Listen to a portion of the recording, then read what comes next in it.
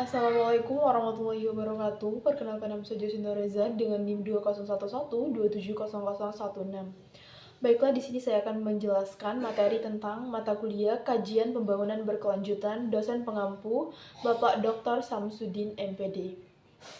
Baiklah, di sini saya akan menjelaskan tentang pembangunan berkelanjutan. Yang pertama yaitu dimensi pembangunan berkelanjutan yang terbagi atas sustainable, keadilan sosial, pembangunan ekonomi, dan kelestarian lingkungan. Pembangunan ekonomi. Dimensi pembangunan berkelanjutan ini menuntut pengambilan keputusan berdasarkan distribusi sumber daya ekonomi yang adil di antara anggota masyarakat di wilayah geografis tertentu.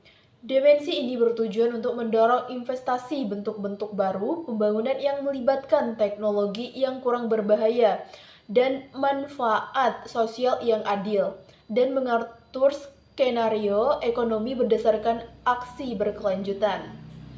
Pengurangan kesenjangan produksi antara ruang perkotaan dan pedesaan tidak hanya memperkuat sistem ekonomi tetapi juga sistem sosial dan menambah pembangunan untuk keberlanjutan. Selanjutnya, keadilan sosial. Dimensi sosial keberlanjutan mendorong adopsi nilai-nilai dan perubahan dalam lingkup budaya untuk merekonsiliasi tindakan manusia dengan lingkungan dan mengoptimalkan hubungan sosial untuk generasi mendatang.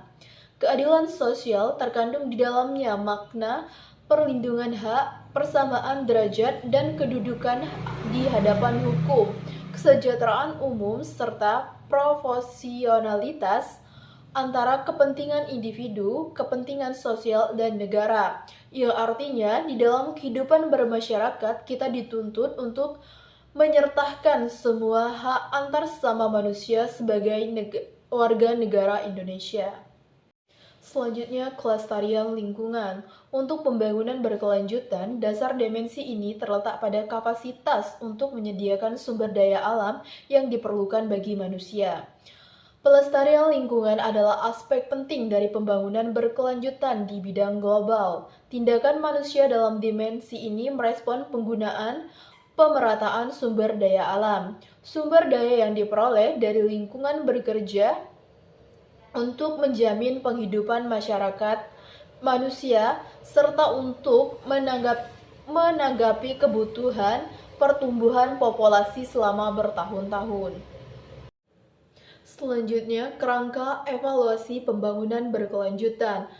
Di sini, evaluasi pembangunan berkelanjutan mempunyai tujuan, yaitu tujuan ekonomi, tujuan lingkungan, dan tujuan sosial yang terbagi atas kebijakan-kebijakan pembangunan, yaitu outcome ekonomi, outcome lingkungan, dan outcome sosial. Kerangka evaluasi pembangunan berkelanjutan. Pada kerangka evaluasi pembangunan berkelanjutan, sebelum kita melihat adanya kerangka ini, tentunya yang pertama kita harus melihat tentang tujuan ekonomi, tujuan sosial, serta tujuan lingkungan. Setelah kita mengetahui ketiga unsur tersebut, kita melihat kebijakan-kebijakan seperti apa sih yang ada di Indonesia saat ini terkait dengan pembangunan berkelanjutan.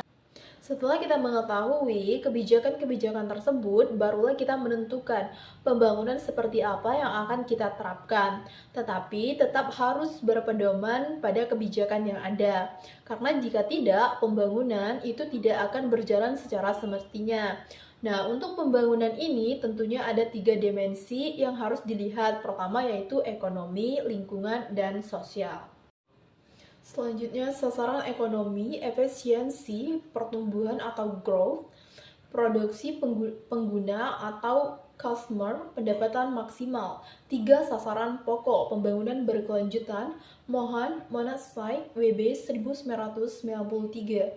Sasaran sosial, pemberdayaan atau empowerment, equity, stabilitas sistem sosial dan budaya. Sasaran ekologi, stabilitas sistem atau biodiversity, ketahanan atau resilience.